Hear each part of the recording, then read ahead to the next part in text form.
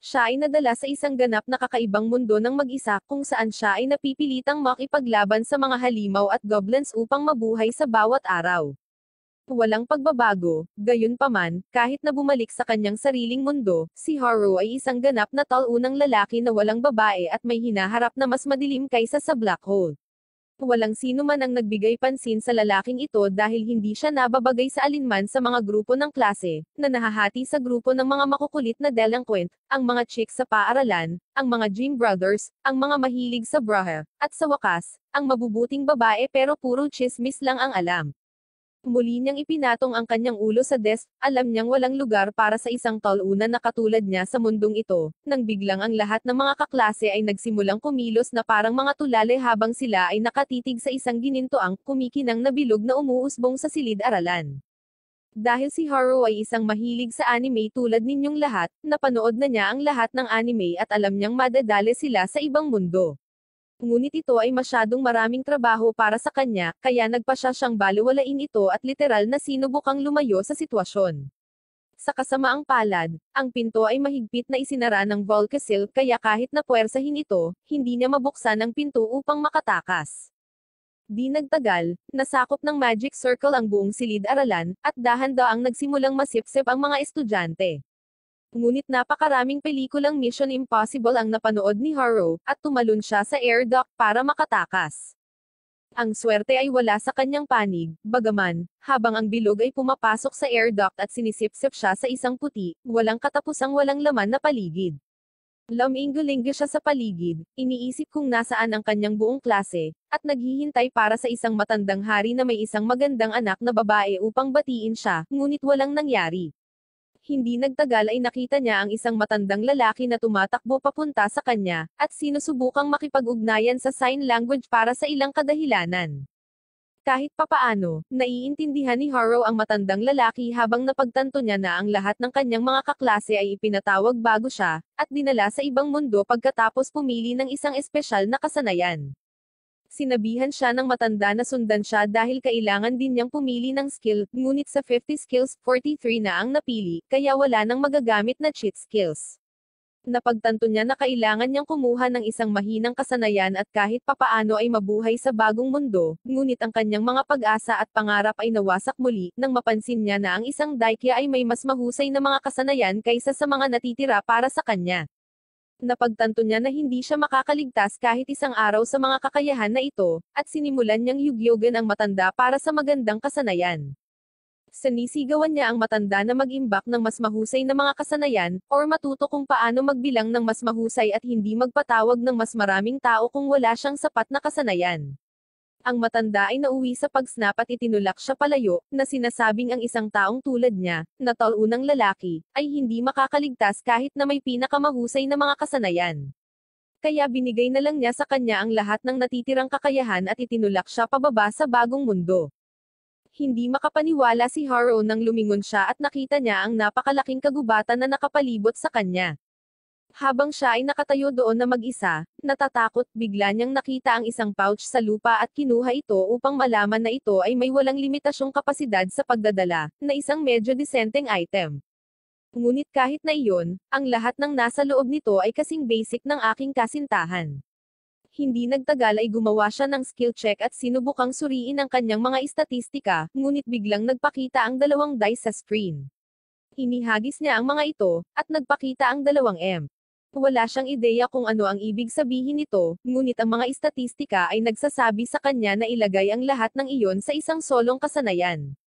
Iniisip niya kung ang ibig sabihin ng M ay minus or isang bagay, kaya nagpa siya siyang i-play ito ng ligtas at isugal ang lahat sa lock stat. Sa kanyang lubos na sorpresa, ang M ay lumalabas na ang ibig sabihin ay maximum, at ngayon ang kanyang lock stats ay nakataas sa maximum.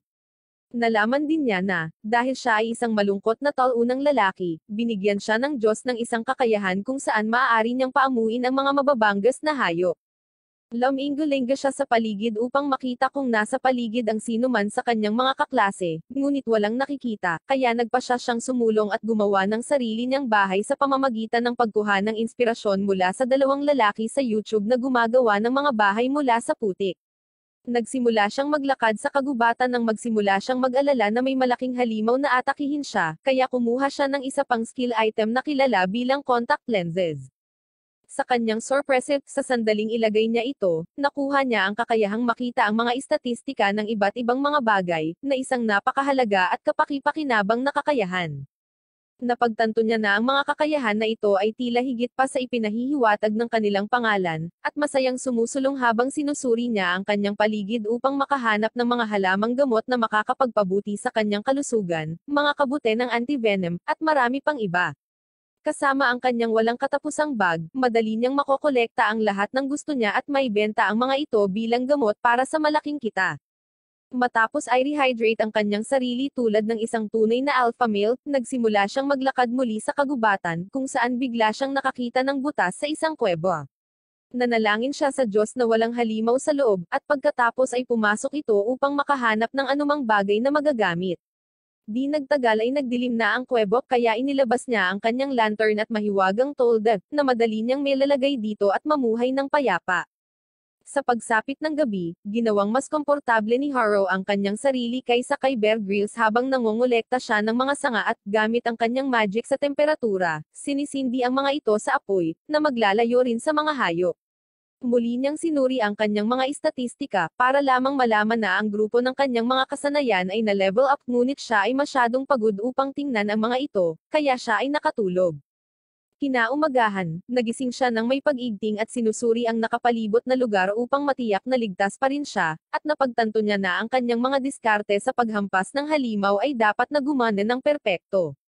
Nagsisimula siyang makaramdam ng gutom, kaya't nagsindi siya ng panibagong apoy at inilabas ang kanyang kawali bago magprito ng ilang mushroom at beefsteak na parang isang tunay na YouTuber ng pagkain.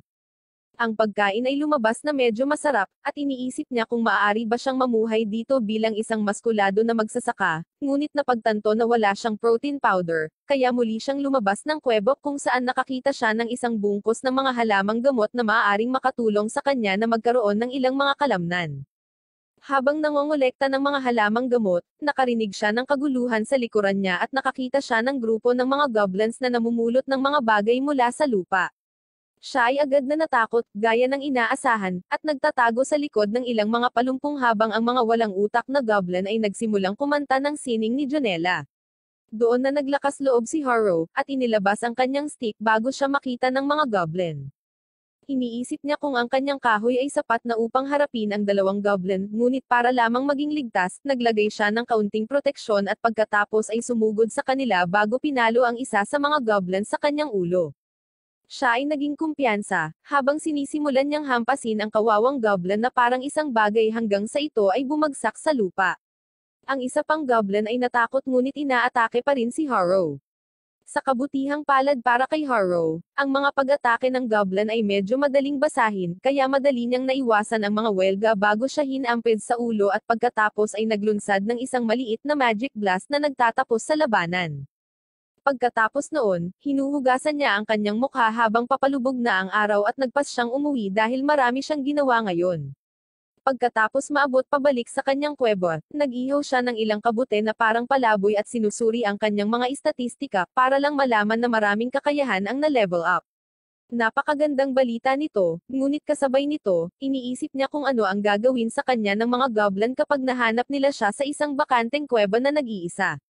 Mabilis niyang inalis ang nakakatakot na iniisip, at mabilis na warm up ng kaunti sa ilang ehersisyo bago bumalik sa kama.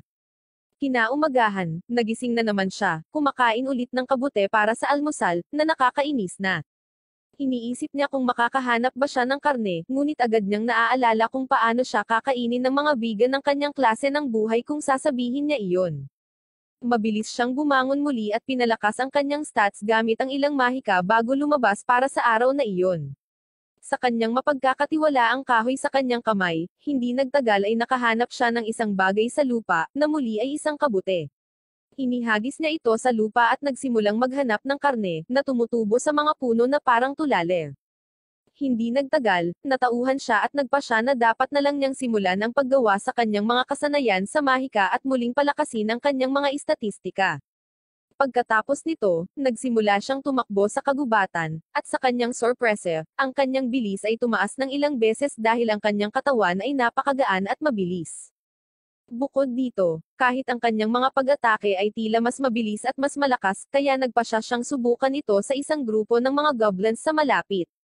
Agad siyang sumabak sa labanan, at hinampes ang unang goblin gamit ang kanyang kahoy bago hinampes din ang pangalawa sa ulo. Ito ay tila nagpagalit sa mga goblins, gayunpaman, habang ang maskuladong isa ay kumuha ng isang pamalo, ngunit si Haro ay nagtatago sa likod ng ilang mga palumpong na parang kabuuang talunan at pumupuslit habang hinahanap siya ng mga goblins.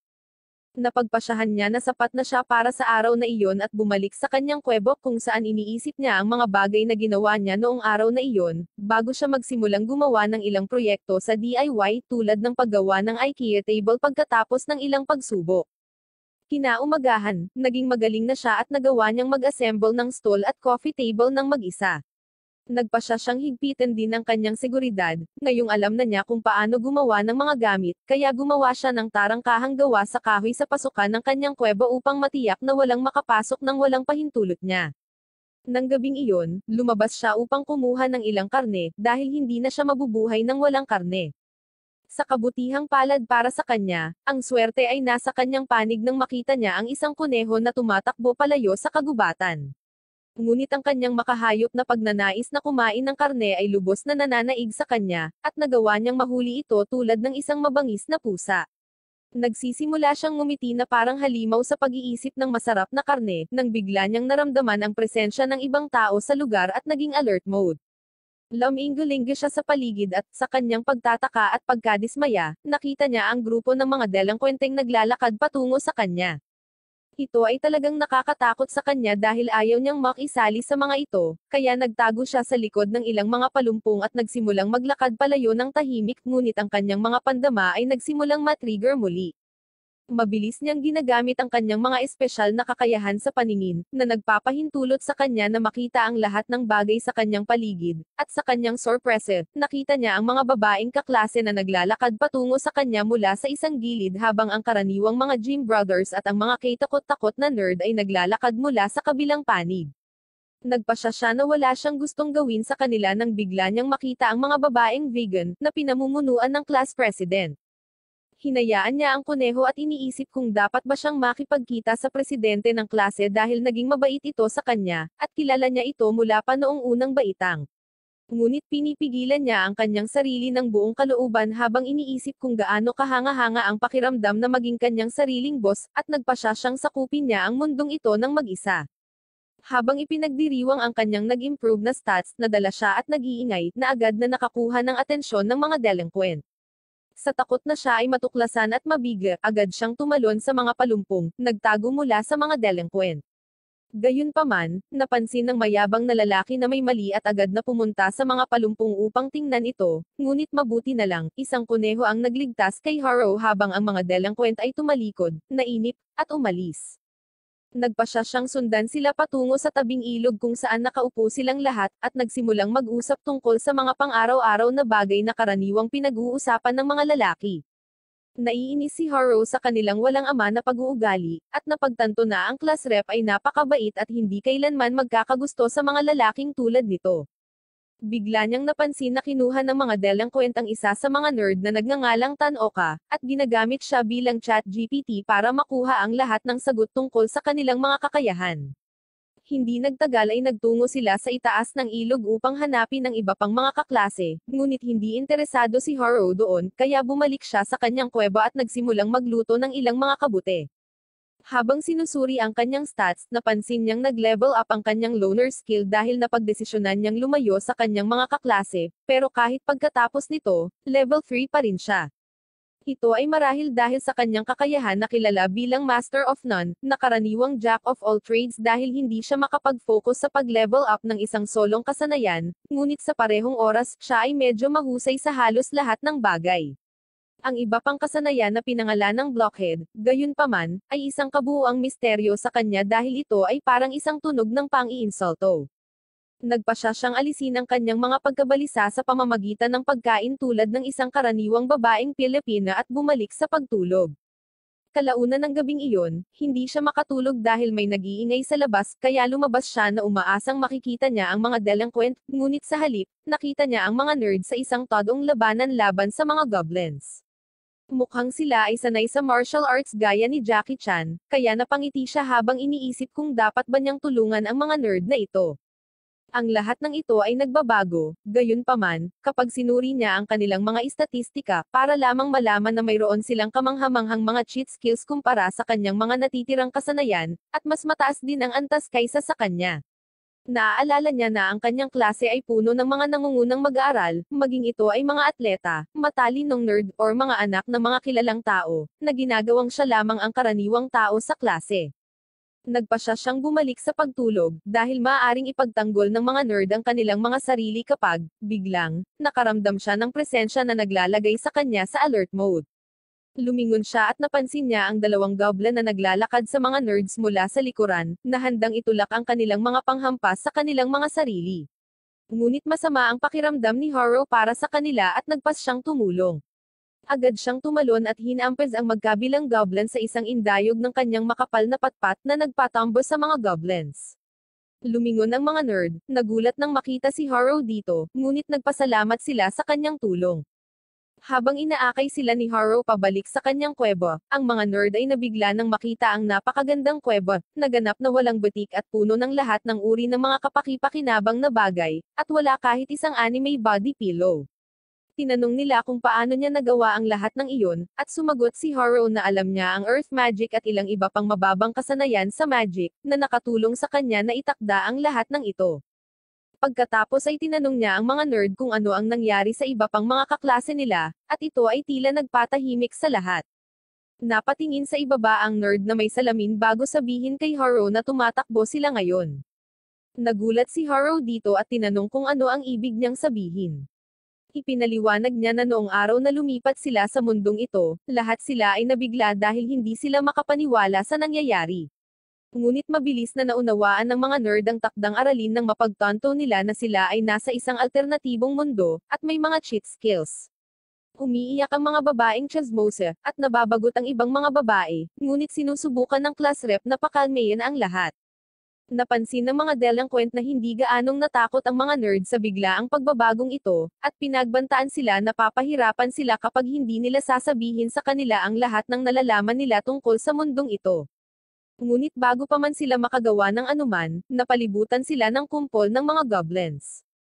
Ang lahat ng mga tsismosang babae ay nagsimulang umiyak, at maging ang mga delinquent ay nagsimulang kumilos na parang isang bungkos habang sila ay nag-aagawan pabalik sa sulok. Ngunit ito ang eksaktong sandali na hinihintay ng bawat nerd sa mundo, at ang mga nerd ang humarap. Agad nilang nakontrol ang kanilang mga kakayahan, at ginamit ang kanilang kaalaman tungkol sa mga mundo ng pantasya para madaling talunin ang mga goblins. Ang karaniwang mga tagahanga ni Carlos Yulo ay nagpasya na tumulong, at sama-sama nilang nagawang talunin ang lahat ng mga goblins sa lugar. Mabilis na namamahala muli ang class rep at dinala silang lahat sa isang malinaw na lugar malapit sa ilog kung saan makikita talaga nila ang anumang panganib na papalapit sa kanila. Di nagtagal pagkatapos nito, tinulungan ng mga nerds ang lahat na maunawaan ang mga pangunahing kaalaman, at lahat sila ay nagtayo ng mga kampo habang ang kinatawan ng klase ay namamahagi ng trabaho sa pagitan nila. Magiging maayos sana ang lahat kung ang buong klase ay magtatrabaho bilang isang unit, ngunit sa totoo lang, ang mga tsismosang babae ang unang nagpasya na ayaw nilang magtayo ng mga tent at magtrabaho, kaya umalis sila ng mag-isa. Napagtanto na ang pag-alis ay isang pagpipilian, ang mga delinquent ay nagpasya na hayaan din sila. Habang sinubukan ng kinatawan ng klase na pigilan silang lahat, nabigo siya ng husto, at dahan-dahan, nahati ang buong klase sa kani-kanilang mga grupo, at lahat sila ay nagpunta sa kani-kanilang paraan. Iniwan nito ang class rep kasama ang mga nerds at ilang iba pang estudyante na sinubukang magtulungan bilang isang team. Ngunit dahil ang lahat ng iba ay walang kakayahan, napilitan ng mga nerd na gawin ang karamihan sa trabaho, kabilang ang pakikipaglaban sa mga goblins at siguraduhing hindi ma-raid ang kanilang kampo. Nais din nilang itaas ang kanilang mga antas sa lalong madaling panahon dahil gusto nilang maging ligtas mula sa dalawang pinakamapanganib na kasanayan, na maaaring kontrolin ang lahat. Sa kasamaang palad, ang parehong mga kasanayan ay kinuha ng mga delinquent na hindi mapagkakatiwalaan, at ang tanging paraan upang makatakas sa spell na iyon ay ang pagkakaroon ng mataas na antas ng magic resistance. Mabilis din itong nalaman ng mga delinquent, at para mag-counteract sa ginagawa ng mga nerd, ang mga walang silbing mga delinquent na ito ay nagsimula na ring mag-level up para masigurado na ang kanilang mga kakayahan ay maghahari, nang sa gayon ay makontrol nila ang lahat. Sinabi ng mga nerds ang planong ito sa class rep na nagpas siyang magsanay at mag-level up din. Sa wakas, pagkaraan ng ilang araw, natutunan ng mga delinquent ang mga kasanayan sa pagkontrol sa isip, at sa kanilang pagtataka, maginhawa nilang natagpuan ang class rep na naglalakad sa malapit. Ang mga walang silbing delinquent na ito ay agad na sinubukang gamitin ang kanilang spell sa kanya, ngunit ang kinatawan ng klase ay may iba pang mga plano at ginamit ang teaser sa kanila, na pinilit silang bumagsak sa lupa. Tinulungan sila ng mga nerd na dalhin sila pabalik sa kampo, kung saan nabunyag ang kanilang mga plano, kaya pinaalis ang mga delinquent sa grupo. Sa kasamaang palad, hindi ito ang masayang pagtatapos na kanilang inaasahan, dahil ang mga talunang ito ay nagpasya na salakayin ang kanilang sariling mga kaklase at sinimulang sunugin ang mga kampo at habulin ang mga nerd upang turuan sila ng leksyon. Nawasak ang buong kampo, dahil walang nang-ahas na labanan ang mga delinquent na may mga kakayahan sa mind control, at talagang sinira nito ang mga nerd na nagsumikap para sa kampo. Bukod dito, nagsimulang magpakita ng katapatan ang mga class merits habang sinisisi nila ang mga nerd sa lahat, na sinasabing hindi sila dapat makipag-away sa mga delinquent nang hindi nila ito kayang may back up. Dahan-daang inaway sila ng buong klase, at ang kinatawan ng klase lang ang nagsalita para sa kanila. Ngunit, dahil sa sobrang awkward ng sitwasyon, nagpasya silang umalis.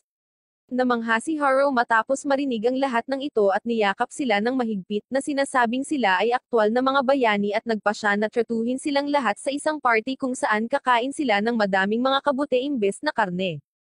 Kinaumagahan, nagpaalam si Harrow sa kanila na may dalang bag na puno ng mga kabute, habang tinanong ng mga nerds kung gusto niyang sumali sa kanilang team, dahil siya ang pinakamalapit sa mga nerd.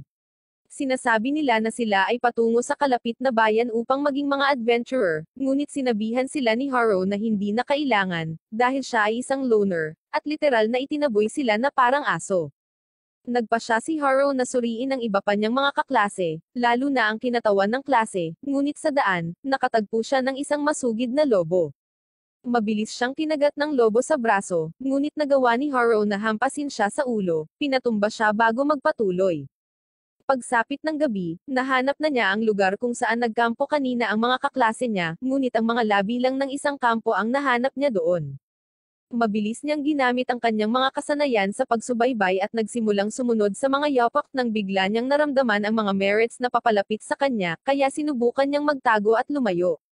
Sa kasamaang palad, natuklasan siya ng mga merits at sinisigawan siya na huminto, ngunit tumatakbo siya na parang balisa, alam na hindi niya dapat idikit ang kanyang sarili sa kanila. Pinipilit siya ng mga merits na huminto at tinanong siya kung alam niya kung nasaan ang mga nerds. Tinanong niya kung gusto nilang utusan ang mga nerd ng trabaho para sa kanila, ngunit sinabi sa kanya ng mga merits na tumahimik dahil napagtanto nila ang kanilang pagkakamali at ang katotohanan na sila ay nabubuhay dahil lamang sa mga nerd hanggang ngayon. Sinabi niya sa kanila na hayaan ito, dahil ang mga nerd ay matagal nang nawala, at ang mga merits ay maaari lamang humabol sa kanila kung alam nila kung paano pasiyahin ang lahat ng mga halimaw sa daan. Sinisikap niyang tiyakin na hindi nila hahabulin ang mga nerd at masawi sa walang kabuluhang kasawian, ngunit sa kanyang pagtataka, ang mga chismosa ay nagsimulang umiyak ng walang dahilan. Nagsimula silang sumigaw na gusto lang nilang humingi ng tawad, at ang kapitan ng mga chismosa ay nakiusap kay Harrow na turuan sila kung paano mabuhay hanggang sa mahanap nila ang mga nerd. Nangako ang mga babae na ibibigay sa kanya ang Super Ultrasonic 3000 sa kanyang asset kung papayag siyang turuan sila. Kaya pumayag si Harrow. Ang mga babae ay sumusunod sa kanya tulad ng isang grupo ng mga tuta na nawala sa kakahuyan, at inaatake ang anumang bagay na pinapaslang ni Harrow. Napansin niyang nasaktan ng isa sa kanila, kaya binigyan niya ito ng kaunting potion, ngunit hindi naiintindihan ng babae na hindi ito champagne at basta na lang itinapon ito kay Harrow. Si Harrow ay pagod na sa mga babaeng ito, na nagsimula siyang magtaka kung kailan siya makakabalik sa kanyang kuweba at makapagpahinga. Pagkatapos, napansin ng kinatawan ng klase na ganap siyang nablangko. Ang kinatawan ng klase ay tila masaya na mahanap siya at tinawag ang kanyang pangalan, ngunit si Haru ay masyadong abala sa kanyang mga plano na tumingin sa kanya. Nakuha niya ang atensyon nito sa pamamagitan ng pagsigaw sa kanya. Laking gulat ni Haru nang makita ang class rep sa tabi niya, at iniisip kung sa wakas ay magkakaroon siya ng pagkakataong makapuntos bago sila muling atakihin ng mga delinquent. Gayunpaman, mukhang hindi nagustuhan ng class rep ang paraan ng paglalakad niya kasama ang mga babae ngayong hatang gabi, at nagtatanong kung bakit sinusundan siya ng mga chismosa na ito. Sinubukan ni Haru na lumihis sa mga tanong na ito, ngunit ang iba pang mga babae na sumusunod sa kinatawan ng klase ay nagsimulang magbigay sa kanya ng masamang titig, habang ang kinatawan ng klase ay nagsasabi sa kanya na manatili kung nasaan siya habang tinatanong niya ang mga babae kung ano ang kanyang ginagawa. Kahit na si Haru ay hindi rin nais na makakuha ng isang bagay mula sa mga babae na ito, at gusto lang niyang bumalik sa kanyang mga paraan ng pamumuhay ng mag-isa. Ngunit napipilitan siyang umupo habang pinag-uusapan ng ibang mga babae kung ano ang dapat gawin sa kanilang sitwasyon. Nagpa siya si Haru na magsanay ng ilang mahika habang siya ay naruroon, at nagsimulang mag-enchant ng ilan sa kanyang mga earth magic spell na nauwi sa mali habang siya ay naipit sa ilalim ng lupa. Ang kinatawan ng klase ay nag-aalala tungkol sa kanya, ngunit dahil malakas ang kanyang pull-out game, madali niya itong napalaya mula sa lupa. Sa wakas ay dumating siya sa konklusyon na si Haru ay talagang hindi nakakapinsala, at gusto lang niyang tulungan ang mga babae bilang kapalit ng ilang magandang bagay, na maaaring isang gawain lang ng isang alpha male. Siya at ang kanyang girl crew ay humihingi ng paumanhin sa pakikipag-usap sa kanya, ngunit gusto lang ni Haru na umalis at makapagpahinga sa kanyang sariling bahay. Sa sandaling binanggit niya ang isang tahanan, ang mga babae ay naging interesado, na nagtatanong kung siya ay ipinanganak dito. Napagtanto ni Haru na ang mga babaeng ito ay may kolektibong IQ ng isang toaster, at sinabi sa kanila na siya ay dumating sa mundo tulad nila ngunit may libreng oras, kaya gumawa siya ng tahanan para sa kanyang sarili. Ang mga gold digger na ito ay agad na nagsimulang magkaroon ng group meeting muli, kapag tinanong ng class rep kung gaano kalaki ang kanyang bahay. Saglit na nag-isip si Haru at tumugon na madali niyang mapagkakasya ang humigit kumulang 200 katao, at kung aalisin niya ang ilan sa kanyang mga muebles at paligan, baka mas marami pa. Nagulat ang mga babae nang marinig ang tungkol sa paligan, habang ang class rep ay sumisigaw sa kanya para sa pamumuhay sa gayong karangyan habang ang iba ay namumuhay tulad ni Bear Grylls. Sa wakas, inipon ng class rep ang lahat ng kanyang lakas ng loob at tinanong siya kung maaari silang manatili ng isang gabi sa kanyang lugar. Nagkaka-short circuit talaga ang utak niya, habang sinisimulan niyang isipin ang mga babaeng ito na nakasuot ng pantulog, habang sinisigawan siya ng class rep na huminto sa pagkakaroon ng mga ganong pag-iisip. Malapit na silang maglakad sa kakahuyan, at kahit papaano ay nagkaroon siya ng Google Maps sa kanyang arsenal habang sinusundan lang niya ang mga arrow sa gabi, habang ang ibang babae ay nahihirapang makita kung ano ang nasa harapan nila. Pagkatapos maglakad para sa tila isang walang hanggan, sa wakas ay narating nila ang kanyang bahay, kung saan lahat sila ay nagsimulang huminga ng husto habang tinatanggap niya sila sa kanyang hindi gaanong mapagkumbabang tirahan.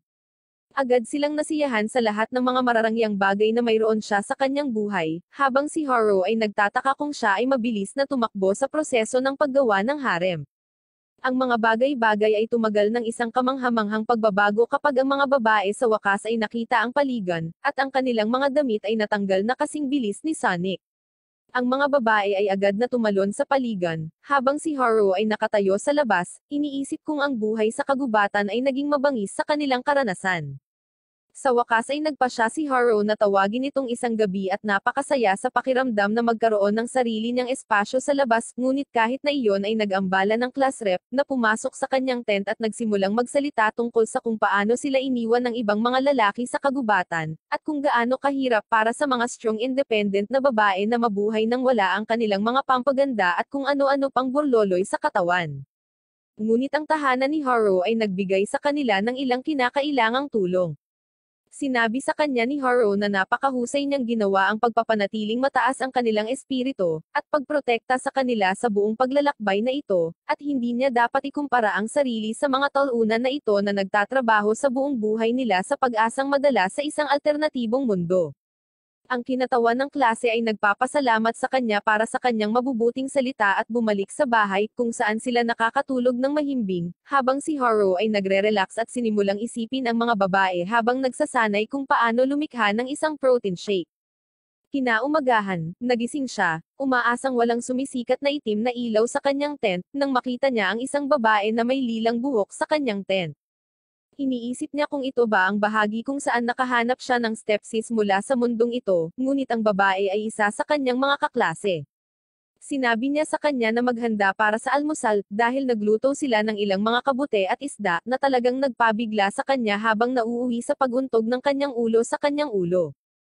Tumakbo siya sa labas at sinimulang kainin ng isda na parang gutom na pirana, habang tinatanong ng class rep kung bakit siya umaarte na parang hindi pa siya nakakita ng isda. Sinabihan ni Haru ang babae na isara ang kanyang bibig, dahil siya ay pumupunta sa ilog araw-araw at hindi nakakahuli ng mga isda habang kumakain ng kanyang mga nakakayumay na kabute. Nagtanong ang kinatawan ng klase kung bakit hindi niya nahuli ang mga ito, ngunit sumagot si Haru na ang mga isda ay mas madulas kaysa sa kanyang assets kagabi, kaya napakahirap mahuli ang mga ito. Tinanong niya kung paano nila nahuli ang mga isdang ito, at ang sagot ng class rep ay may karanasan na sila sa paghawak ng mga madulas na bagay at salamangka. Ipinakita sa kanya ng isa sa mga babae kung paano niya ginagamit ang magic ng kidlat para kuryentihin ang mga isda, na ikinatuwa ni Haru, na humiling sa kanya na ipakita ito sa kanya ng isang beses pa. Ang babae ay gumawa muli ng bola ng kidlat, ngunit sa pagkakataong ito ay lumapit siya sa kanya, tinakpan ang kidlat sa isang plastic cube, at itinapon ito sa tubig, na pinaslang ang lahat ng mga isda. Ito ay talagang nagpapasabik sa kanya, at natututo pa siya ng kidlat sa ganitong paraan. Medyo nalilito ang mga babae, pero ipinaliwanag niya na sa kanyang pakang magic, matututo siya ng elemental magic. Napagtanto ng class rep na ito ay literal na parang isang cheat skill, ngunit sinagot ni Haru na ang matandang lalaki na tumatawag sa kanyang sarili na Diyos, ay nagbigay sa kanya ng kakayahan na ito, at ito ay isang kasanayan lang na hinasa niya. Sa ibang pagkakataon, habang naglalaro ang mga babae sa tubig, tinanong niya ang kinatawan ng klase tungkol sa kanyang mga plano pa. Sumagot ang class rep na plano nilang maghanap ng daan patungo sa kalapit na lungsod, at pagkatapos ay maghanap ng trabaho doon. Saglit na nag-isip si Haru at sinabing sa ngayon, hindi sila masyadong malakas at independyenta, at kakailanganin nilang itaas ang kanilang mga antas. Ang mga babae ay nagagalit dito, dahil sila ay nakasuot ng ganitong damit na malinaw na nangangahulugan na sila ay may kapangyarihan, ngunit alam ni Haru na sila ay walang iba kundi mga tsismosang babae lamang. Tinanong ng class rep kung matutulungan niya silang itaas ang kanilang level, at agad namang sumang-ayon si Haru at sinimulan ang kanilang basic training. Nang magtanong siya tungkol sa kanilang mga antas, bagaman, nalaman niya na ang pinakamababang antas sa kanila ay 16, na nakakabalisa dahil siya ay nasa ikapitong antas pa rin. Iniisip niya kung ano ang maituturo niya sa kanila kung mas malakas na sila sa kanya. Biglang kumaluskos ang mga palumpong sa likod nila. Tinawag ni Haru ang kanilang atensyon at ibinunyag na isang grupo ng mga lobo ang nagtatago, at naghihintay ng kanilang pagkakataon na kagatin ang kanilang mga malulusog na assets. Bilang pagsubok, hinihiling niya sa kanila na lumaban. Ang mga babae ay tila labis na nagtitiwalat tulad ng sino mang may kapangyarihang babae ng henerasyong ito, ngunit, sa pagtatapos ng araw, sila ay naging ganap na walang silbi at napatumba sila ng mga ito sa isang madaling paraan. Pagkatapos ng kaiyahiyang pagtatanghal na iyon, lahat sila ay pumasok sa tent ni Haru at nagsimulang pag-isipan ang kanilang mga plano sa hinaharap. Wala silang anumang mga kasanayan, kaya ang tanging magagawa nila ay bumalik sa kusina or maghanap ng isang sugar daddy. Ang mga babae ng klase ay agad na nagpasya na madali silang makakahanap ng isang mayaman, at ang iba ay sumusunod, na nakakaramdam na muli ng kapangyarihan. Humihingi ng paumanhin ang violet-haired girl mula umaga sa pagpasok niya sa kanyang tent nang walang pahintulot niya, dahil gusto lang niyang masigurado na isa siyang harmless alpha male at hindi tulad ng mga delinquenteng iyon. Sinabi ni Haru sa kanya na huwag mag-alala at natulog sa kanyang tent upang magising muli sa masarap na almusal na may isda. Habang siya ay kumakain, narinig niya ang ilan sa mga babae na bumalik sa kagubatan upang subukan at talunin ang mga lobo gamit ang kanilang mga babaeng alindog, sa palagay ko. Sa kabutihang palad, pinahinto sila ng kinatawan ng klase at sinabi sa kanila na kailangan nilang magsanay. Kaya, ang pagsasanay ay nagsisimula habang nagsisimula silang makipaglaban sa mga mas mababang antas ng goblins, ngunit ang mga kalunos-lunos na babaeng ito ay sobrang basura na kahit ang truck ng basura ay tumangging dalhin sila. Isa-isa silang natatalo, ngunit pagkatapos ng ilang karagdagang pagsasanay, sa wakas ay dumating ang araw para sa isang rematch. Ang mga lobo ay tila medyo kumpiyansa tungkol sa kanilang sarili at kahit na nagsimulang magsalita ng pangungutya. Iniisip ni Harrow kung ito ba ay maghihikayat sa mga babae na lumaban, ngunit ang ilan sa mga babae na ito ay natutulog habang ang iba ay naghahanap ng mga dahilan upang makawala sa labanan. Gayunpaman, sa kabutihang palad, hindi lahat ng mga ito ay walang silbi, dahil ang violet-haired girl ang nagkusa, at hindi nagtagal ay sumunod ang ilan sa iba pang mga babae.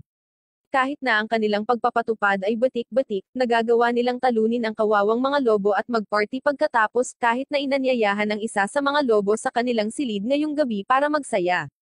Humiga si Harrow, iniisip na tapos na ang kanyang trabaho sa mga tsismosang babae na ito, ngunit hindi nagtagal ay dumating ang kinatawan ng klase at nagtanong kung kailan sila aalis patungo sa kalapit na bayan.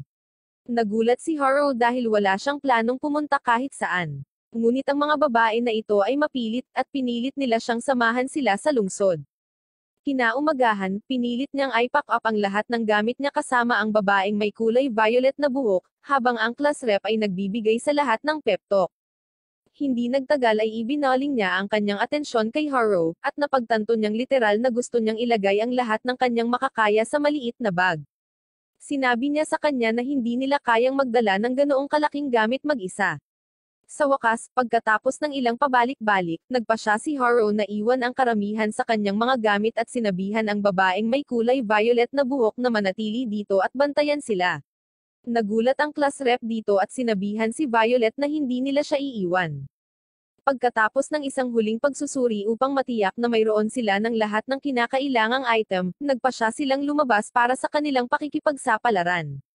Tumingin si Harrow sa labas, iniisip kung anong mga problema ang kakaharapin nila sa kanilang paglalakbay, at sinabi sa class rep na kailangan nilang magsama-sama kahit paano kung gusto nilang makatakas ng buhay sa kagubatan na ito. Lingid sa kanilang kaalaman, noong gabing iyon, nang bumuhos ang ulan, ang isa nilang kaklase na naiwang mag-isa ay tumatakbo sa madilim na kagubatan, natitasid sa mga ugat at bato, tumatakbo palayo sa isang nakatagong umatake. Gayunpaman, malapit nang matapos ang kanyang marathon, nang sa wakas ay bumagsak siya sa lupa at tumalikod upang harapin ang kanyang nakabalabal na umaatake, na nagmamakaawa sa kanya na hayaan siyang mabuhay dahil wala siyang mga kakayahan na hinahanap niya. Ngunit ang malupit na umaatake ay tila walang pakialam, at sinimulang sakalin ang kawawang lalaki nang hindi man lang humihingi ng pahintulot or nagpasya sa isang ligtas na salita. Gaya ng inaasahan, malapit nang matapos ang lalaki habang ang umaatake ay muling gumagalaw sa kagubatan, hinahanap ang susunod niyang biktima. Kinaumagahan, nagpatuloy sila sa kanilang paglalakbay sa kagubatan habang napagtanto ni Harrow na kailangan niyang manatili sa mga babae sa lahat ng oras upang matiyak na ligtas sila mula sa mga delinquent na humahabol sa kanila. Nagpasya silang subukang umalis sa kagubatan sa lalong madaling panahon, dahil hindi sila ligtas sa loob. Ngunit habang naglalakad sa isang bakanteng lote, bigla silang nakaharap sa isang higanteng orc na may hawak na isang napakalaking club. Sinabihan ni Harrow ang mga babae na magtago sa likod ng mga puno, dahil ayaw niyang masaktan sila, at inutusan silang bantayan siyang mabuti upang matutunan din nila ang isa or dalawang bagay tungkol sa kaligtasan ng buhay sa kagubatan. Naghahanda siyang harapin ang orc at sinimulang ikumpara ang pagkakaiba ng kanilang kahoy, ngunit alam niyang hindi mahalaga ang laki. Kaya ginagamit niya ang mabagal na paggalaw ng orc sa kanyang kalamangan at nawala sa lugar na iniiwan ang orc na nalilito. Siya ay tumatawa at nananatiling nakatago sa likod ng mga puno, habang naaalala niya na ang mga orc ay may napakataas na pisikal na resistensya, kaya ang paghampas dito ng isang stick ay isang mahinang galaw. Sa halip, kailangan niyang gumamit ng isang uri ng magic attack laban dito, na maaaring makagawa ng higit pang pinsala. Mabilis niyang binuksan ang kanyang mga istatistika at sinimulang tingnan ang anumang mahiwagang kakayahan na magagamit niya, ngunit napagtanto niya na mayroon lamang siyang ilang pangunahing elementong mahika, na ginagamit niya para sa paglilinis, pag-vacuum, at pag-aalis ng alikabok sa sahig. Bago siya makapagdesisyon, gayunpaman, nahanap siya ng orc at sinira ang puno sa 2 piraso. Ang galit na orc ay nagsimulang iindayog ang kanyang club na nagpapaalala sa akin ng aking toxic ex, ngunit hindi katulad ko, si Haro ay magaling sa pag-iwas sa mga malalakas na hampas. Kaya't siya ay patuloy na sumusugod habang sinusubukang gumawa ng paraan upang maalis ang problemang ito. Sa wakas, sinasamantala niya ang utak ng orc na kasing laki ng Gisantes at, sa ilang mag-agarang galaw, ay nagpapakita sa likod ng malaking orc, hinahampas siya sa ulo gamit ang kanyang stick, na nagpapatunay na ang tibay ay mas mahusay kaysa sa laki. Ang orc ay dahan-daang bumagsak sa lupa, walang malay, habang ang mga tsismosang babae ay nanunood mula sa likod ng mga puno, nagulat nang makita ang orc sa lupa. Si Haro mismo ay nagulat dahil hindi niya inaasahan na matatalo ng ganito kadali ang orc, dahil sinabi sa kanya ng mga nerds na lumalaban ito sa pisikal na pinsala. Mukhang naiinis ang mga babae dahil wala silang natutunan dito, dahil hindi man lang siya gumamit ng magic. Humingi siya ng tawad at nangako na ang susunod na orc na makakasalubong nila ay tatapusin gamit lamang ang mahika. Hindi talaga sila magtatagal upang mahanap ang susunod nilang kalaban, dahil ang isang orc ay iniisip ang kanyang sariling negosyo, naglalakad patungo sa kanyang paligan nang magpasya si Haro na i-raise up ang mga babae sa kanyang walang limitasyong aura, at lumikha ng isang maliit na bola ng apoy sa kanyang mga kamay. Inaasahan niya na ang magic ay hindi masyadong epektibo, dahil ito ang unang pagkakataon na ginamit niya ito, ngunit nang sumigaw siya ng kaboom at inihagis ang ball ang apoy sa orc, sumabog ang bola sa mukha nito, pinapas lang ang halimaw sa isang headshot. Ang mga babae ay muling nagulat, dahil walang paraan na maaari silang matuto ng anuman mula sa pagpapakita ng kapangyarihan na iyon. Ano man iyon, mayroon silang isang medyo matagumpay na araw, kaya sa oras na sumapit ang gabi, lumikha sila ng apoy sa kampo at nagsimulang gawin ang kanilang mga natural na trabaho sa pamamagitan ng pagtatrabaho sa kusina at pagluluto ng pagkain. Samantala, nananatiling abala si Haro sa paggawa ng mga bitag sa paligid ng kanilang campsite, at tinitiyak na ang kanilang mga tent ay protektado mula sa parehong mga halimaw at anumang iba pang kaaway. Bigla niyang nadetect na may paparating, kaya agad siyang kumilos at nagtago sa likod ng puno. Napagtanto niya na ang mga nanghihimasok ay mga tao at inaasahan na ang mga delinquent ay darating, ngunit ang mga nanghihimasok ay mga disiplinadong gym brothers naghahanap ng ilang creatine sa ligaw. Nakahinga si Haro nang maluwag nang makita sila, kumpara sa mga delinquent dahil mas mabait sila.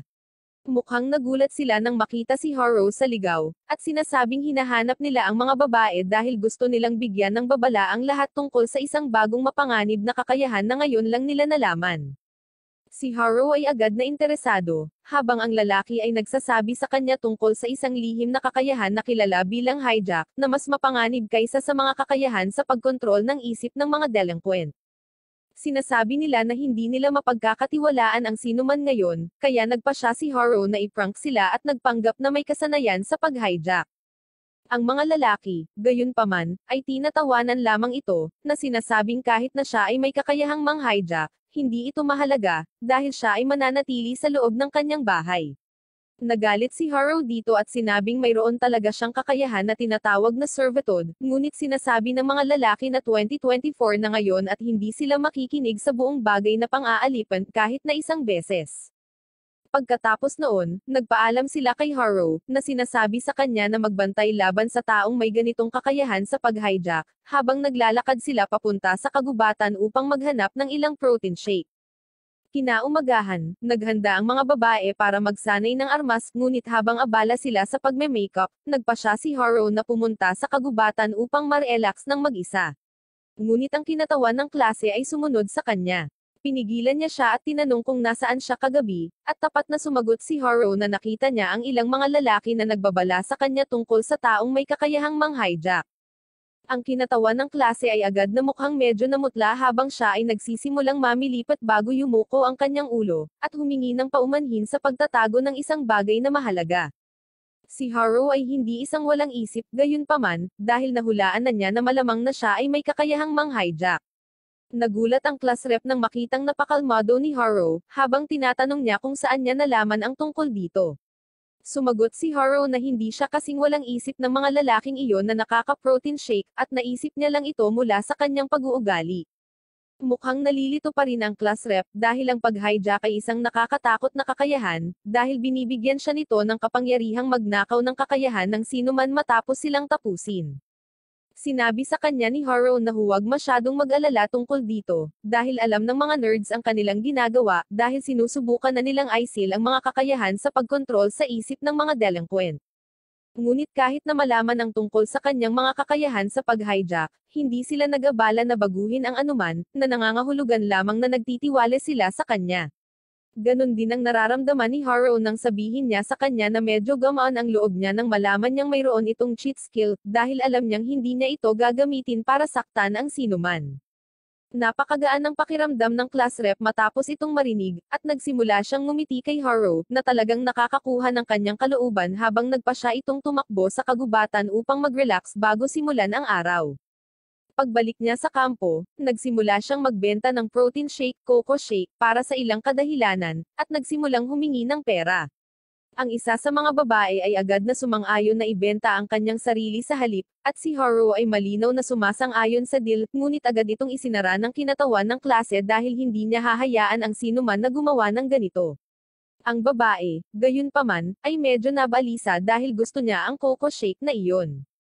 Kaya nagpa siya si Haro na mas mabuting magsimula na silang maglakad upang muling tumakbo ang kanilang utak.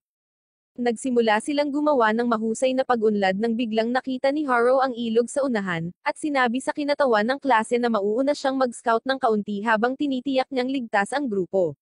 Gusto siyang pigilan ng class rep, habang siya ay pumunta sa kagubatan kaninang umaga at bumalik na may dalang kaina-hinalang coco shake. Si Haro, gayunpaman, ay hindi nakikinig at ginagamit ang kanyang sobrang bilis para tumakbo sa kagubatan. Pagkatapos ay sinimulan niyang gamitin ang kanyang magic infusion skill para gumaan ang kanyang katawan. Nagbibigay ito sa kanya ng kakayahang maging mas maliksi, habang tumatalon siya sa mga puno bago ilunsad ang sarili sa kalangitan upang makakuha ng mas magandang view. Mabilis niyang napagtanto na knockover na nila ang maraming lupa, ngunit nakalimutan ng bida na ito na wala siyang landing gear. Kaya parang cartoonish siyang sumusubok na lumutang sa langit ngunit halatang nabigo at bumagsak sa lupa, halos hindi nakaligtas dahil sa natirang isang HP. Sa oras na bumalik siya sa kampo, gabi na, at ang kinatawan ng klase ay naasar nang makita siyang puno ng galis. Mahinahon niyang sinabi sa kanya na siya ay nahulog mula sa isang puno, habang ang class rep ay sumisigaw sa kanya na itigil ang paghampas sa kanyang ulo ng paulit-ulit dahil mayroon na itong napakababang IQ. Kadalasan, hindi na kailangang harapin ni Haro ang mga babae at ang kanilang mga opinyon, kaya sinubukan niyang pakalmayan siya gamit ang isang mas kaina-hinalang coco shake, ngunit tumanggi ang kinatawan ng klase at umalis, habang ang green-haired girl ay patakbong lumapit sa kanya na humihingi ng pera. Dahil sa kanyang pagmamanman, gayunpaman, nakahanap sila ng mas mabilis na daan sa kagubatan kinaumagahan, at pagkatapos ng ilang pag-iyak ng isang babae at ilang water sports, napunta sila sa isang grupo ng mga orc. Ang mga orc ay lumabas na sobrang sanay sa pagtakbo, dahil agad nilang dinurog ang kawawang Haro sa ilalim ng kanilang mga paa habang tumatakbo. Sa wakas, pagkatapos harapin ang lahat ng mga isyu at paglalakbay sa kagubatan sa loob ng ilang araw, nagawa nilang makaalis sa kakahuyan at makita ang magandang lungsod sa harap nila. Biglang napansin ni Haro na tila na-unlock niya ang isang bagong kasanayan na kilala bilang airwalk. Nagpa siya siyang suriin ito, at sa kanyang sorpresa sa kakayahang ito, nagagawa niyang madaling maglakad sa hangin na parang umaakyat sa hagdan. Nagulat ang class rep nang makita ito, ngunit sinabihan siya ni Haro na pakalmayan ang kanyang sarili habang tinitingnan niya ang lugar upang matiyak na walang panganib sa paligid. Umakyat siya ng mataas sa langit at ginamit ang kanyang supervision upang tumingin ng malayo at malawak nang bigla niyang makita ang ilang NPC na armado at nakabaluti na nakikipaglaban sa isang grupo ng mga halimaw. Bumalik siya sa lupa at sinabihan ang kinatawan ng klase tungkol dito, na agad na nagsabi na dapat nilang tulungan ang mga taong iyon. Hindi interesado si Haro na magkaroon ng anumang kompetisyon para sa mga babae, kaya tumanggi siya, na sinasabing ang mga lalaking ito ay maaaring maging mga bandido, ngunit ang class rep ay nakiusap sa kanya na tumulong, na dahil kung hindi sila bandido, maaari silang masawi sa isang masakit na kasawian. Napagtanto ni Haro na ang mga babae na ito ay tila may mabuting puso, kaya sinabihan niya silang magpahinga habang pupunta siyang mag-isa at tinitingnan ang issue. Ang issue ay nananatili pa rin na ang mga NPC ay medyo malayo. Nagpa siya siyang gamitin ang kanyang talino habang sinisimulan niyang pagsamahin ang iba't ibang spell na may magic infusion, na ginagawang napakagaan ng kanyang katawan at pagkatapos ay gumamit ng wind magic para sa ilang tulong. Kasama ang mga spell na iyon, nagsimula siyang gumamit ng air step at tumalon mula sa isang hakbang patungo sa isa pa ng may hindi kapani-paniwalang bilis. Ang kanyang ginagawa ay nagtatapos na gumagana, habang napagtanto niya na ngayon ay napakadali na siyang makakabiyahe sa malalayong lugar. Gayunpaman, sa kasamaang palad, ang class rep ay nazama sa pamamagitan ng kanyang magic habang siya ay nagpupumilit na hawakan ang kanyang kapa, ngunit dahil sa tumaas na timbang at hindi alam kung paano mag-apply ng preno, si Haru ay napunta sa crash landing malapit lamang sa mga NPC. Salamat sa kanyang pagpasok, ang mga halimaw ay nasasawi habang ang kinatawan ng klase ay na-knockout sa lupa, habang ang mga NPC ay nagtataka kung sino ang mga taong ito. Ipinakilala ng mga NPC ang kanilang mga sarili bilang si Guard at Upton, na sinasabing sila ay narito sa isang pakikipagsapalaran upang tapusin ang mga halimaw na ito, ngunit sila ay malinaw na outmatched at kung hindi para kay Haru, sila ay nasawi. Ang mga babae sa party ay mabilis na nagpapagaling sa isa't isa, habang ang grupo ay nagsisimulang ayusin ang kanilang mga cart. Nang mag-alok si Haru sa kanila ng ilang inihaw na kabute, masaya itong tinanggap ni Guard, ngunit sa isang kagat, napagtanto niya na hindi ito mga normal na kabute kundi isang bagay na kilala bilang buff mushroom, na makakatulong sa kanila na mabawi kaagad ang kanilang lakas. Ibinigay ni Haru ang mga kabute sa natitirang mga miyembro ng partido, na agad nananambalik ang kanilang lakas habang nagtataka sila kung bakit ang estranghero na ito ay nag-aalok sa kanila ng gayong mahalagang mapagkukunan ng pagkain. Ang isip ni Haru, gayunpaman, ay natigil sa katotohanan na ang mga lalaking ito ay napapaligiran ng mga ganap na magagandang babae, na ikinagalit niya habang siya ay naghahanda na suntukin sila, ngunit mabuti na lang, nagising ang class rep at agad siyang pinigilan. Hindi nagtagal, ang iba pang babae ay dumating din sa lokasyon at agad na nabighani ng mga magagandang elves, habang hinihiling nila ang kanilang beauty routine para sa pagtulong sa kanila na mabuhay.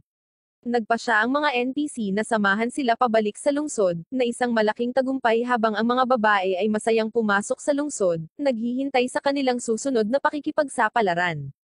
Si Haru ay medyo masaya na makita na ang mga babae ay tila natutuwa sa bagong lungsod habang sila ay naglalakad sa paligid ng bayan, tinitingnan ang bawat tindahan habang si Haru ay nag-iisip kung dapat ba siyang umalis dahil ang kanyang trabaho dito ay tapos na. Habang nagre-relax si Haru sa kanyang inumin, tila nababalisa ang mga babae habang tinitingnan nila ang lahat ng mga gusali na tila mga cake na nakakapagpagutom sa kanila.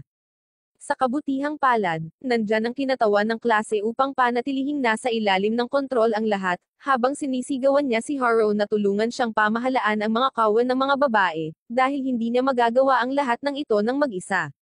Pinatunog niya ang kanyang sipol na agad na dinadala ang lahat ng mga babae sa kanya tulad ng isang grupo ng mga sinanay na aso, na ikinagulat ni Haru, dahil hindi niya inaasahan na ang class rep ay magkakaroon ng ganoong kalaking kapangyarihan.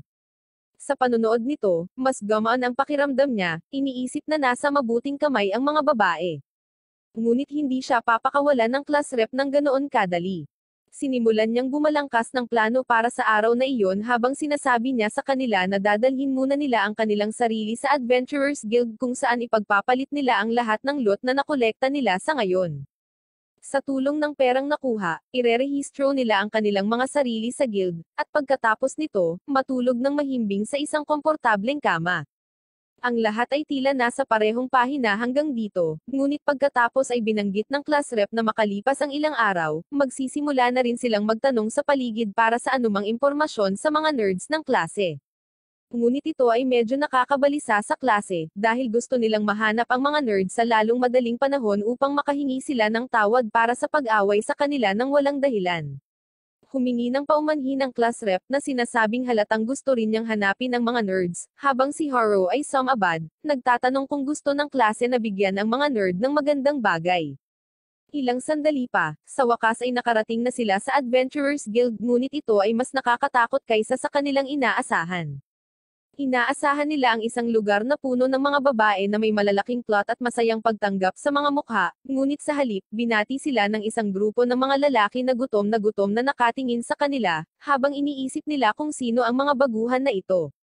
Sa kabutihang palad, lumabas si Upton mula sa hagdan at tinawag si Haru, na sinasabing gustong makita sila ng guildmaster. Kaya, sinabi ni Haru sa class rep na maghintay sa labas habang siya ay papasok sa guild ng mag-isa. Pagkapasok niya sa loob, lahat ng adventurer ay nagsimulang tumitig sa kanya habang si guard ay nagtuturo sa kanya na pumasok sa loob kung saan nakita niya ang isang galit na mukhang guildmaster na nagtatanong kung siya ba ang Harrow na nakipaglaban sa mga mababanggas na hayop. Natakot si Harrow at iniisip kung dapat ba siyang tumakas, ngunit nagpasya siyang kumalma at tumanggo bilang pagsang-ayon.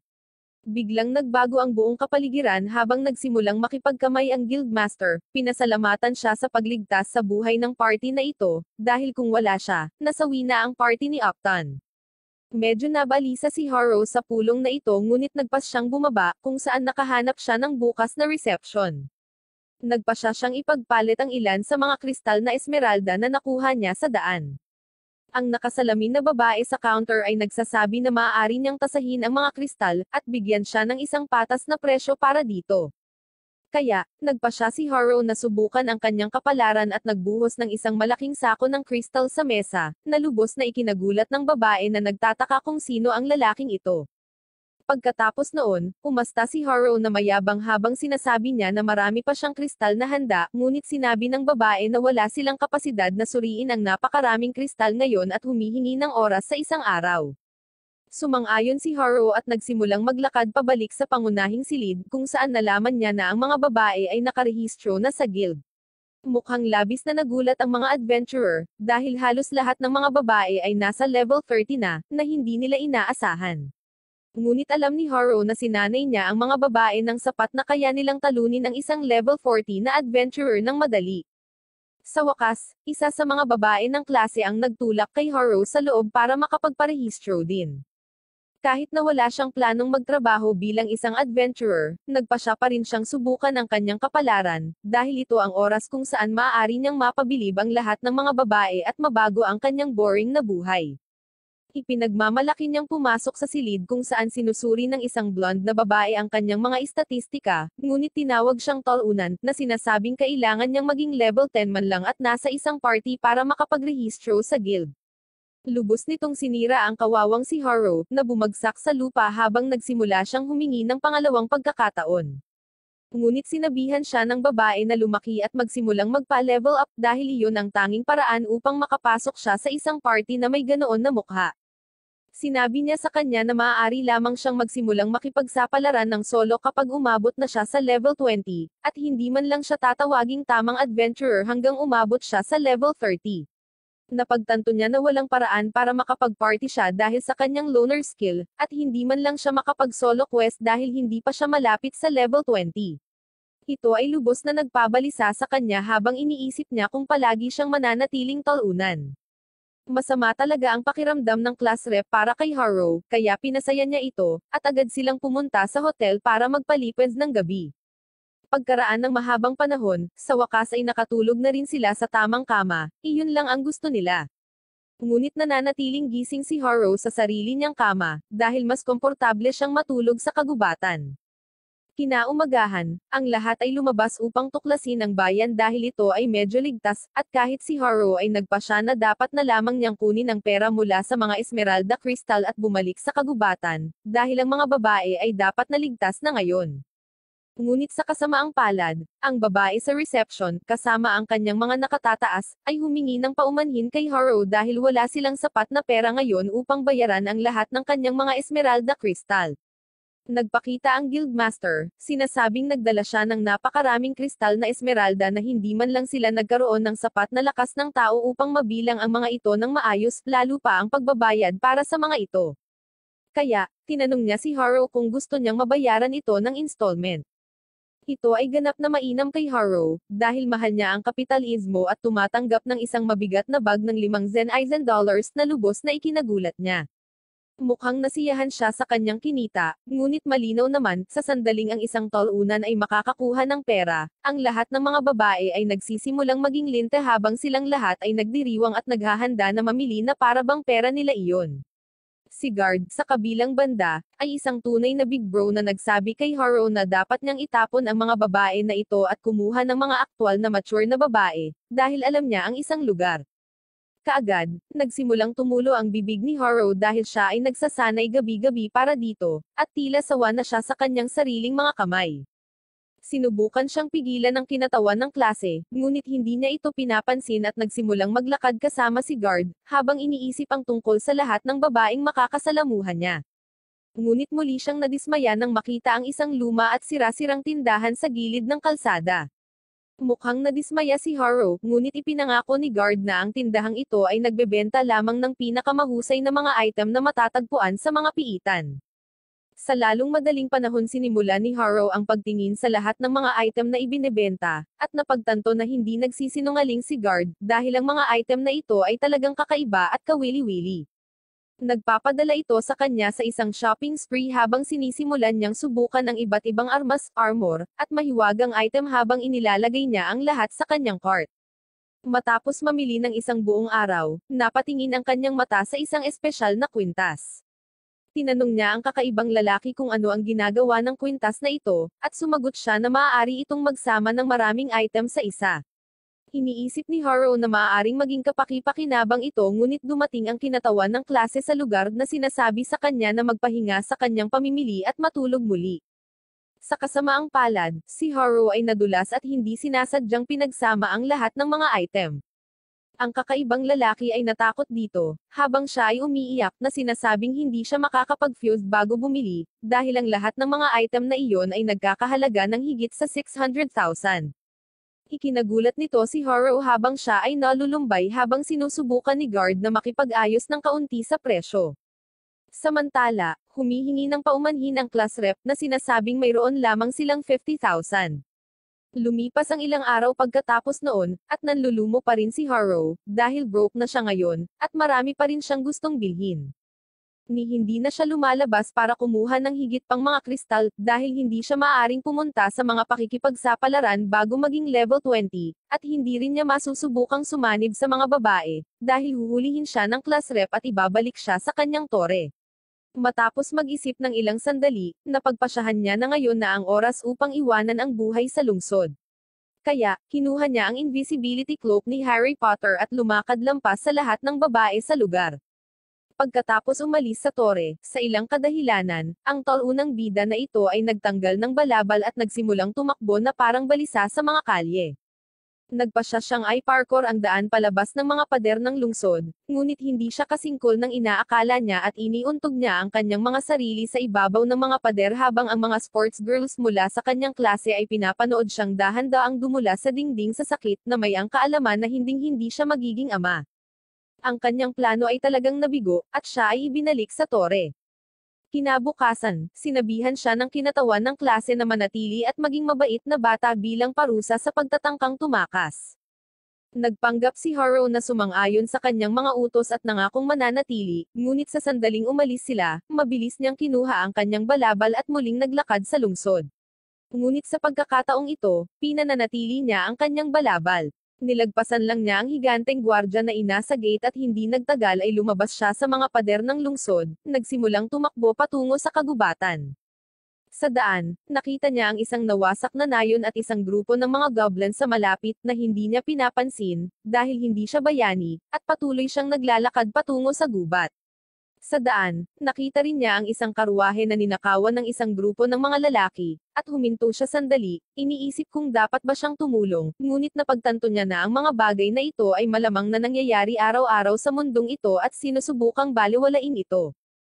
Pero bago pa man siya makatakas, binato siya ng sibat ng isa sa mga tulisan, na naiwasan niya habang ang iba ay naghahanda na sa pag-atake.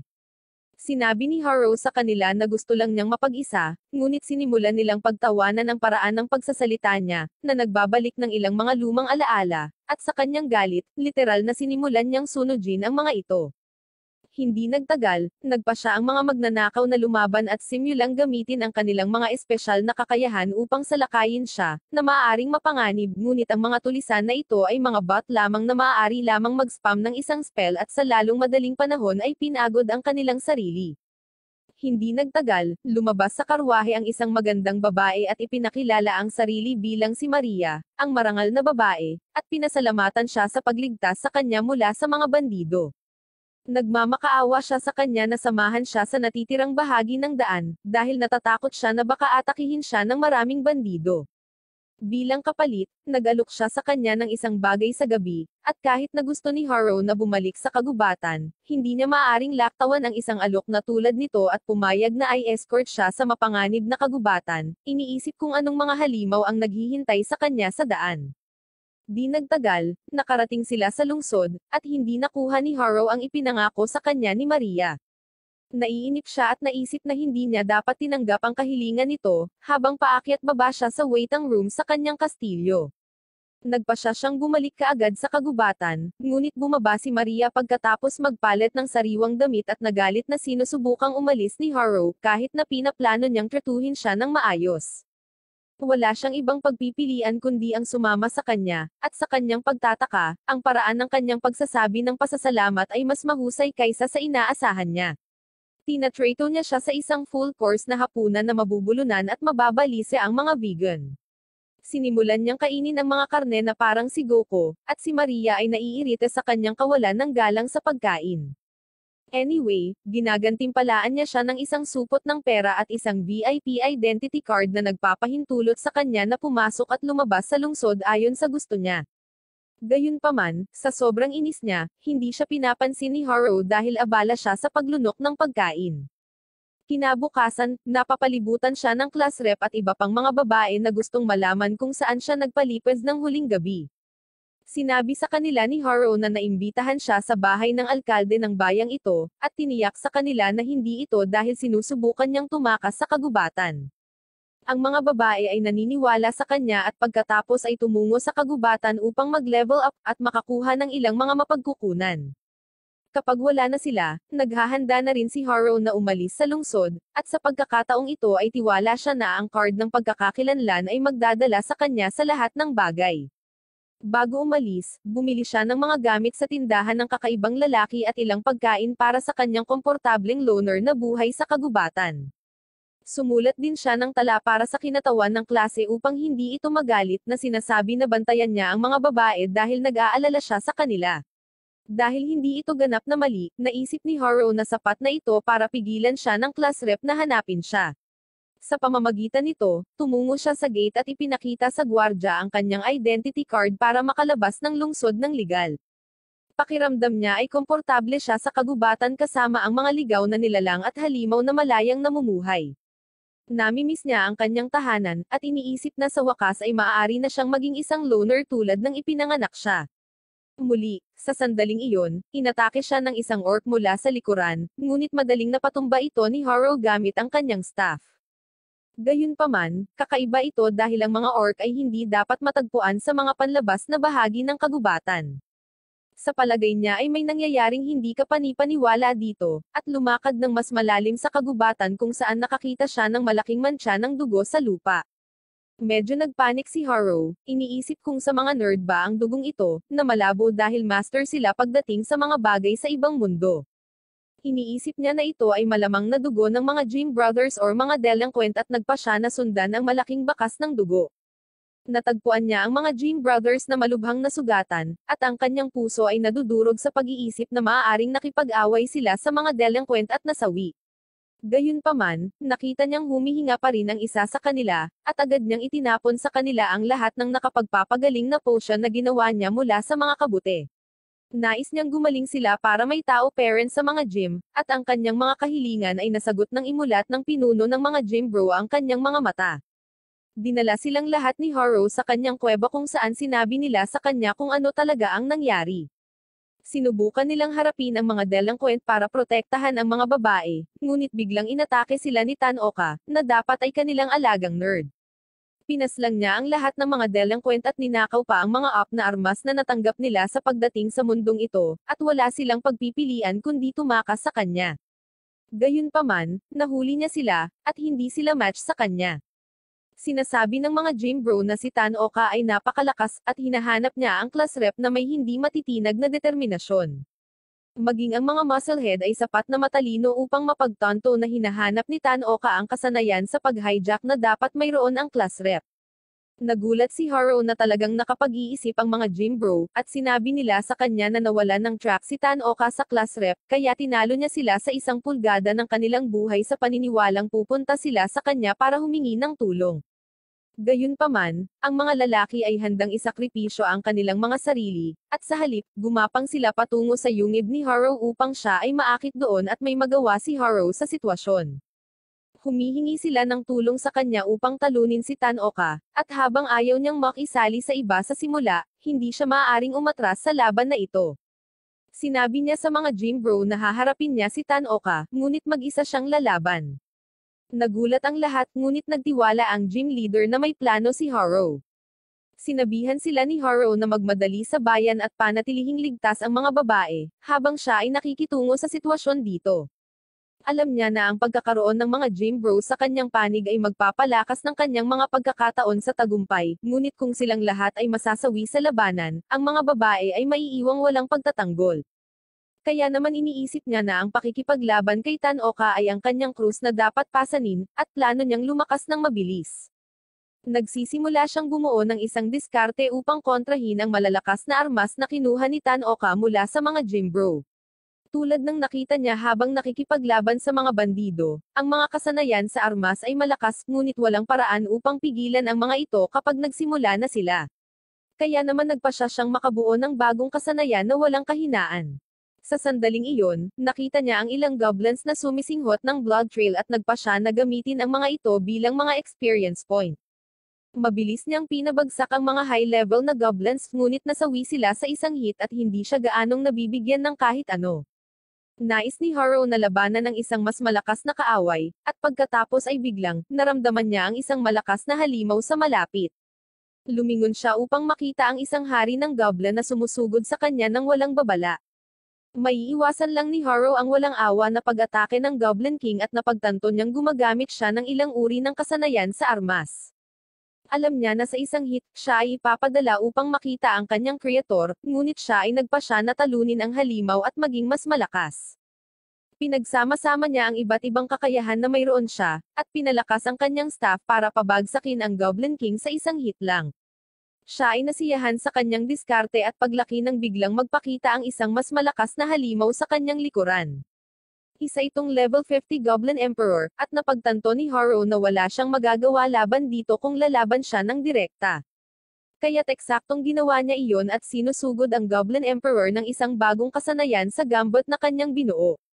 Nagawa niyang tamaan ang Goblin Emperor, ngunit halos walang pinsala ang kanyang pag-atake. Ang halimaw ay bumangon muli at pagkatapos ay lumakad tulad ni Jackie Chan sa Drunken Master bago biglang inatake si Haro, sinusugatan ang kanyang mukha. Patuloy na iniiwasan ni Haro ang mga pag-atake ng Goblin Emperor, at pagkatapos ay nakatama ng counterattack habang nakikita niya ang isang pagbubukas. Nagawa niyang ibagsak ng husto ang health bar ng halimaw, ngunit gumagamit ito ng healing skill para maibalik ang kalusugan nito at mapataas pa ang lakas nito. Ang halimaw pagkatapos ay nagpadala ng isang lumilipad na slash kay Haro, na nagpapadala sa kanya na bumagsak sa mga puno sa likod niya. Siya ay pagod at gutay-gutay sa ngayon, ngunit siya ay nag-iisip na siya ay isang mahina pa dahil ang gym bro ay nakaligtas sa mas masahol pang mga pinsala kaysa sa kanya, kaya siya ay dapat na maayos sa antas na ito. Tumayo siya sa kanyang mga paa at inatake ang Goblin Emperor, at pagkatapos makipaglaban sa buong magdamag, sa wakas ay nagtagumpay si Haro na talunin ito at umabot sa level 11. Nagpakawala siya ng dagandong ng tagumpay upang magdiwang, at pagkatapos ay bumalik sa kanyang bahay sa kagubatan. Sinusuri niya ang kanyang mga istatistika pagkatapos mag-level up at nalaman ang higit patungkol sa kung paano gamitin ang kanyang mga kasanayan.